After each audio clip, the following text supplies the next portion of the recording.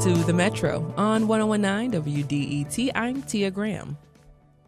Now, the Carr Center is a hub for the visual and performing arts in Detroit, focused on promoting and sharing the work of Black artists. For the last 3 decades, it has thrived on collaborations with local community groups and organizations. The Detroit Fine Arts Breakfast Club is a local art enthusiast group that supports the fine arts in and around Metro Detroit. And recently, the Carr Center and the Detroit Fine Arts Breakfast Club teamed up to present Bridges Because of Them, honoring the past, uplifting the present, and shaping the future.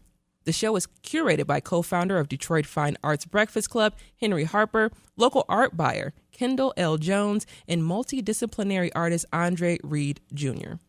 Joining the show now to talk a little bit more about the exhibition, we have Oliver Ragsdale Jr., CEO of the Carr Center, and Henry Harper, the co-founder of Detroit Fine Arts Breakfast Club and owner of Harper Galleries of Art and Interior. Oliver, Henry, welcome to the Metro. Hey, good to see you, Tia. Thank you. Of course. Thanks for joining us. But Oliver, we're jumping right into things. The health of the Carr Center. We have challenging times right now in our country. We have so many different things that are coming down on all of us in this society. So let's just talk a little bit about what's going on with the Carr Center and its health. Well, it's a two-edged sword. Artistically, we are thriving. Mm-hmm. This exhibition that we have 2 concert series going on this fall, an incredible film series with one of the performances tonight, one screening of a film tonight, but we're financially challenged. We're really up against the wall in a number of areas. With the environment changing, so many people in need. As I was driving in today, you hear about SNAP might go away in a couple days. Bills to be paid, rent to be paid, all types of things, and we need support. We really need support. We're really pressed, and we encourage folks to reach out to the carcenter.org and help us out today. So for those who are, supporters of the Carr Center and have been for years, is this you pushing the panic button a little bit? We are always concerned, and there's a little bit of pressure. There's a little bit of pressure right now that we're feeling, and we need to get over a hump, and to continue to do the level of work that the community and the world has become expects from us. Yeah, and just thinking about, like you were saying, some of the things that the world expects from the Carr Center. You have an exhibition right now that goes through the different times of the city and just different times of art in general. So Henry, I want to bring you into the conversation a little bit and talk about honoring the past, uplifting the present, and reshaping the future. You're a co-curator of the exhibition. Talk to us about the reasoning for bringing this exhibition to the Carr Center. Well, first of all, I'd like to mention that the Detroit Fine Arts Breakfast Club is a tremendous organization for the benefit of the Metro Detroit region. And what it is, Harold Braggs and myself got together in 2009 and started the group because we just started talking about art, and we were collectors of art, and it just grew and grew and grew and grew into this enormous operation, whatever it is. We have probably about 15,000 members and probably about 600, 700 practicing artists. And we've done just tremendous amount of work in the Detroit area by vicariously establishing all these art galleries to support the artists.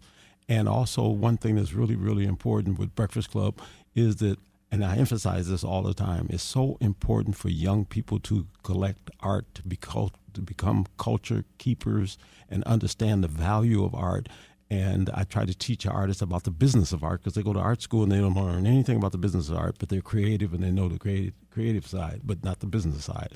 Football, I tell kids all the time, $15, $18 billion a year. Golf, $20 to $30 billion a year. Art is $150 billion a year.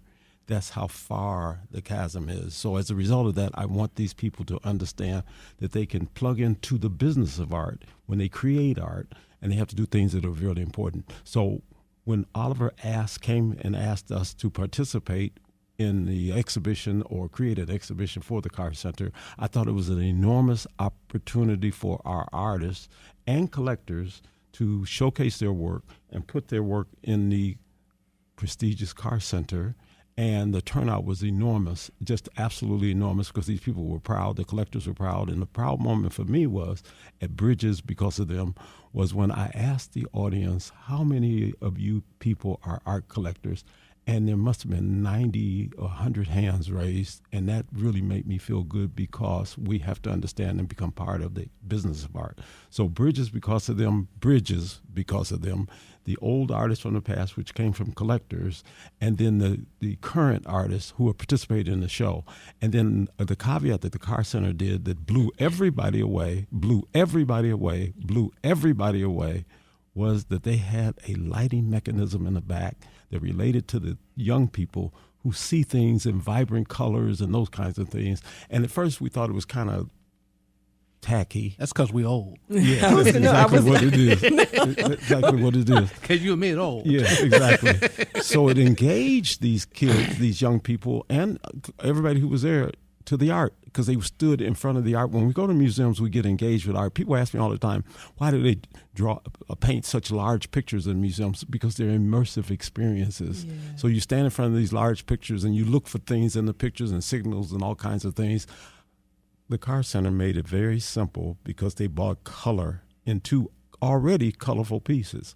And then some of the pieces had, and I didn't know this, neon paints in them. So they glowed with the various array of light that you all did at the Carr Center. Yeah, we have a tremendous lighting designer, Corey McClure, who came in. He does the work for us, and he just did a great job at making this. Better than great. Yeah. He did an enormous job, an absolutely enormous job. I'm sorry. And so it makes it shows the uniqueness of the Carr Center space and how we can use the space, because the lights are primarily set up for performing arts, but we've transitioned them to be able to do them with visual arts too, and that makes the space very unique in town. So it grew the community. Yeah. It grew the community, because those kids, young people, and when I say kids, I'm talking about from 18 to 30, 35, 40, somewhere in there, they lost their minds. They lost their minds over the Carr Center exhibition, what you guys did with the lighting and and then they got the world's greatest hanger. Yeah. So as I jump in really quickly, no, I feel both of your excitements about this exhibition and what it means, especially seeing so many people interested in being art collectors and actually holding on and being that bridge. Once again, like you were saying with the name of this of the exhibition, being a bridge to continue the history telling of Black Americans, especially Black Detroiters. So right now we are talking about the Carr Center in Detroit and its current show on display, Bridges Because of Them, honoring the past, uplifting the present, and shaping the future. My guests are Oliver Ragsdale Jr., CEO of the Carr Center, and Henry Harper, co-curator of the show and co-founder of Detroit Fine Arts Breakfast Club. Now, both of you, just asking this question because you just hit on it just a little bit now, Henry, but you've been a champion for art, and in particular Black art. Same thing with you, Oliver. And I want to take a step back, because I do remember my grandparents from the South. They had pictures everywhere with frames, and they were all over the walls, adorning every space of and that's both of my grandparents on both sides. Them? And that's the thing. By the time family, all the stuff was gone. They took it all, or they sold it all, or whatever they did, whether put it in storage. So no, I didn't get any of that art. But I think about what that means for the next generation to take that mantle on, and what it looks like. Henry, we're going to go ahead with you. Culture keepers, and assets. Black Americans are the 8th largest economy in the world, but everything we buy depreciates. Gucci, Pucci, Lucci, Chuchi, all that stuff does not appreciate like the fine arts do. And I had to learn that the hard way, working in the business for 55 years. But one thing I always did, and I thought it was important to do, was to teach our people the significance of art, antiques, those kind of things as assets. And I am so happy that Kendall Jones, who was co-curator, and Andre Reed, a young guy who did just phenomenal jobs. He worked with the artists. Ken worked with the collectors. And the collectors made it rain. They made it rain. There's some really significant things over there. We have 60 pieces in the show, which is a pretty large show. And it's a combination of collectors from Detroit. So everything that's in the show is from Detroit, whether it's a collector or whether it's an artist who lives here in an organization that's in Detroit with co-curators who are from Detroit, in Detroit. So there's lots of things that just say Detroit. That's right. And to both of you as well, because I love that you jumped in with that one, Oliver. Similar question, the Carr Center. And we're talking about young people and bringing the young people in, but the Carr Center has youth programming built into its core. So when we think about this particular show that we're talking about right now, Bridges Because of Them, and what it means for the young people, especially when you have the artist talk and the panels that are coming up, what does it mean for you to be in a position to give young artists a professional experience that they desperately need early on? Well, and once again, it puts us in a unique position because we can get young people to connect with Henry or Rodney Whitaker or Debbie Allen and all of the people who have come through and who work with the Carr Center. We're doing the films with Juanita Anderson, who's curating our film series that has a screening tonight. And when young people have the opportunities to see us old people doing this thing and doing it well, and having a level of excellence, that inspires them to also have a level of excellence. We had the largest master class of dance kids, 75 dance kids in our master class just a couple of weeks ago. And we anticipate that that's going to lead to a large summer dance intensive program. The Bridges show closes the week that the Gathering Orchestra comes back for their first residency this year. So we have the young people who are in the Gathering Orchestra to have the experience in the space with all of that art. And it's turned out, because of the lights, because of the space, it's an immersive experience. Last month we celebrated Bill Foster, who's the giant, the icon of jazz presenting in Detroit. And next week we have Lulu Falls, who's a young singer who is doing these cabaret shows about her life and her music. And we have the films tonight, Richard Hunt, and a film about Richard Hunt and his creation around Ida B. Wells. So, just this wide range of things in this little space. So in some ways it just vibrates. And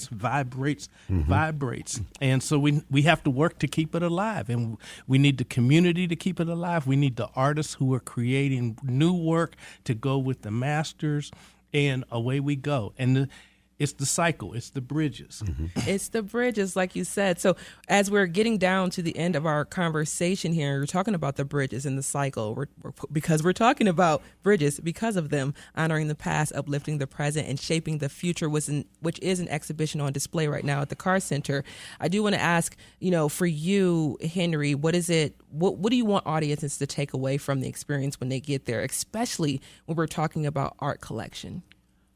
The Carr Center, in my opinion, is and could be a community gallery. It is already a community gallery to service the community as far as the Detroit metro community is concerned, and the collectors and those kinds of things. It's important to collect, and I talk about collecting all the time, and I ask the people wherever I go, do you collect?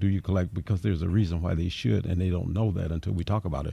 But the Carr Center brings this Bridges Because of Them, and most of those collectors who are represented in the show, those things are those are from young people who bought those things, and they own those things, and they're in the show. But it's just important to understand the power of the impact of Bridges Because of Them at the Virgil Carr Center at 16 Kirby Street, right across the street from 15. I've been writing 16. Wrong place. Kirby Street, right across the street from the Detroit Institute of Art. Mm-hmm. And little thing, Detroit had a collector's show many years ago, and it was an enormous success. The one at the Carr Center is a wonderful show. It's more democratic. I want art to be democratic, and I hope the Carr Center can help us take us there. I hope. I absolutely love that. Oliver, anything else about the exhibition, or we're going to drop the mic with Henry? No, we dropped the mic with Henry, except going to thecarcenter.org, thecarcenter.org, and please hit the donate button today. The crunch is on. Thanks. Thank you so much, Oliver Ragsdale Jr., CEO of the Carr Center in Detroit, and Henry Harper, co-founder of Detroit Fine Arts Breakfast Club. He is also the owner of Harper Galleries of Art and Interior, and he is co-curator of Bridges Because of Them, honoring the past, uplifting the present, shaping the future, which is in collaboration once again with the Detroit Fine Arts Breakfast Club, and it is curated by Kendale L. Jones and Andre Reed Jr. along with Henry Harper. I want to say thank you both for joining us today. Thank you, Tia. Thank you. Great.